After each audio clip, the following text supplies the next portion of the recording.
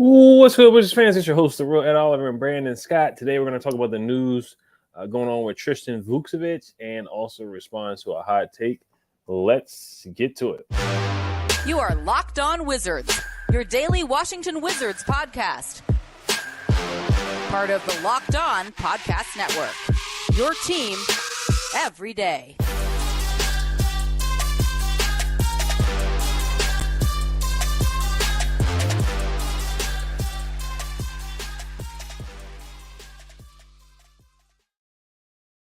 I want to thank you guys for making Locked On Wizards your first listen every day. We are free and available wherever you get podcasts. So today we got some news, not some good news. This was from Basket News on Twitter.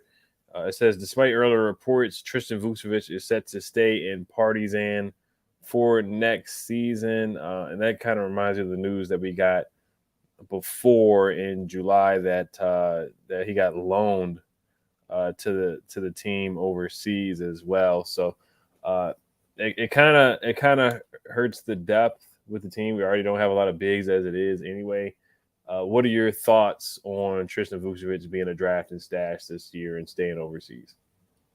Well, I knew it was going to be like a 50-50 chance that he was going to go back over because his rights are owned by the team over there. So it's kind of up to them what they're going to go, do with him going forward. But it is disparaging for the depth. Like you said, we got Gafford starting after that, Muscala, and then question mark. I was one of those people that thought that we should have retained Jay Huff, especially, just winning G League Defensive Player of the Year. I thought we should definitely retain him. So the depth at center is a little sketchy right now. I think that, we both said that the likelihood of them making another move was slim, but I think with Vukcevic, going back over back to Europe, you could see a move, man. Because especially if you look at the depth chart, Shamet. If you look at what's going on around the league, James Harden, that whole mess. That's a whole nother episode in itself. And then Dame Lillard, that's still unresolved. So could there be another major trade that we can kind of be a third, maybe fourth team in? I can see that because we need some depth at center, man. We need another center or two, in my opinion. You could see Kyle Kuzma, and we were talking about a small ball center.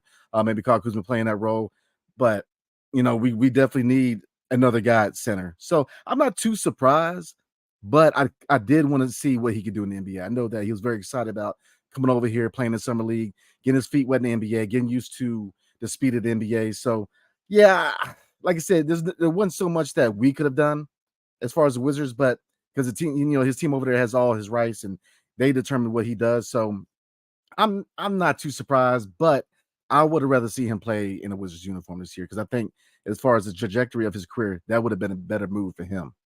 Right. Yeah. So in July 16th, there was a report saying that he's waiting for an NBA offer, but Per Steary wants him on a loan. There was another report about his dad as well. If not, then playing for Persisti on a loan by Partizan under his father and coach Vasilis Spanoulis is a very possible scenario. I know somebody commented on one of our videos explaining the whole situation or structure over there. Not too familiar, but if you're listening, you can definitely comment down below and definitely give us more insight on how it works over there.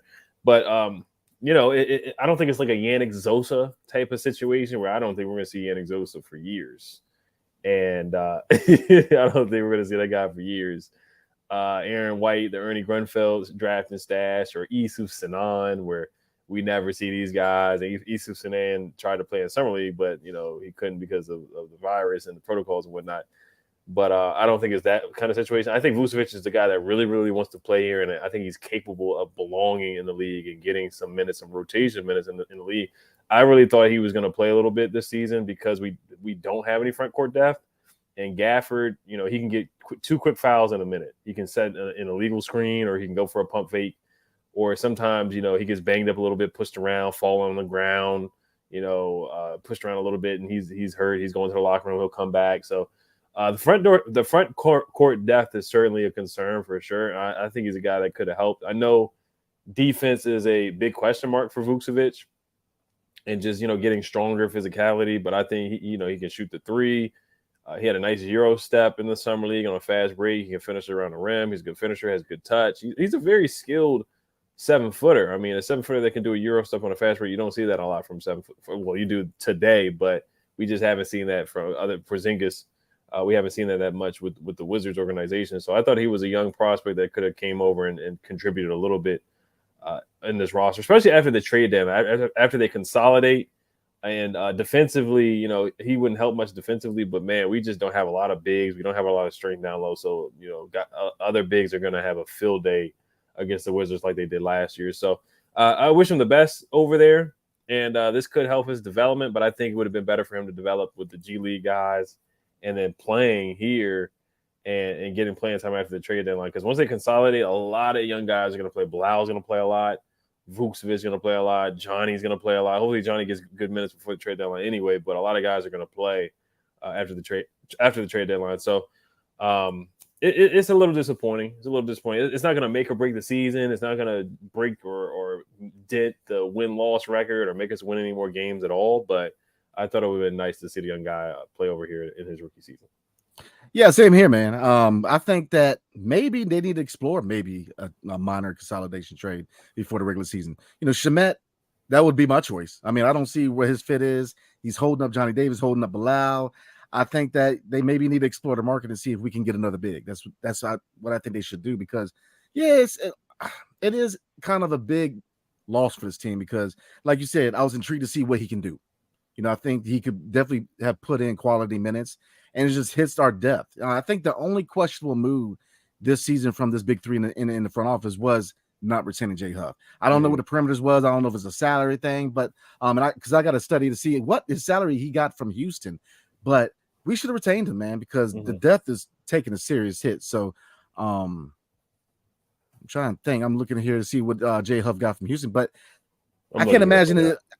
Yeah, I can't imagine it was enough to really keep. To me, that was the only questionable move this offseason. Yeah, he's on the Nuggets right now. He got a qualifying offer for $1,981,953 as a restricted free agent. So, I mean, that's a pretty good deal for him. Yeah, I thought he played really well to end the season. And like you said, the G League, he was the defensive player of the year.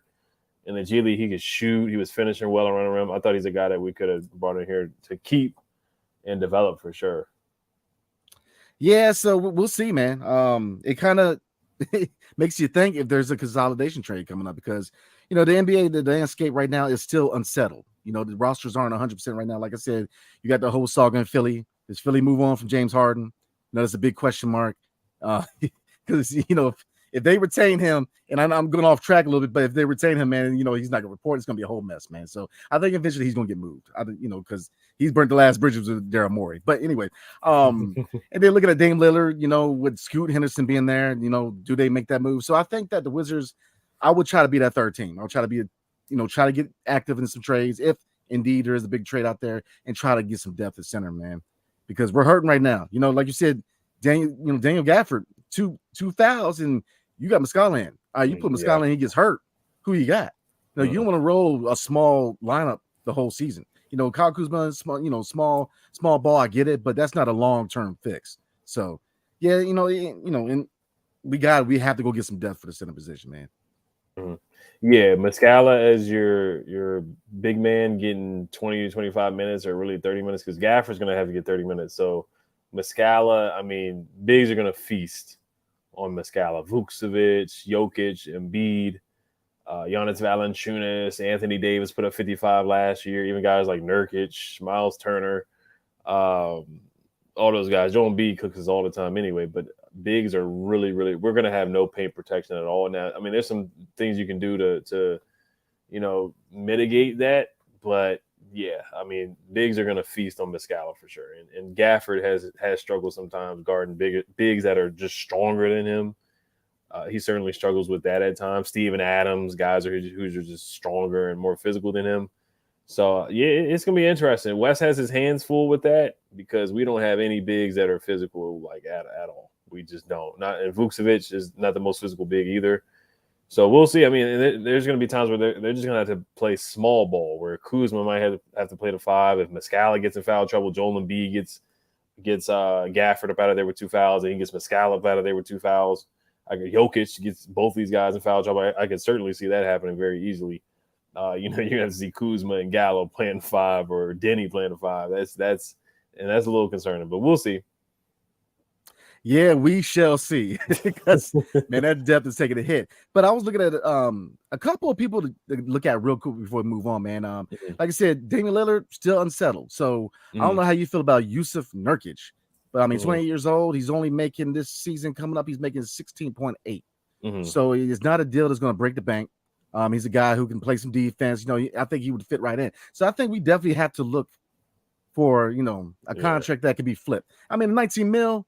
You can turn around and flip. So I think that would be a deal to look at. But we have to find depth, man. Because like you said, people can give Daniel Gafford the business, especially them bigger bigs, man. So we've got to. I think a consolidation trade might be in order.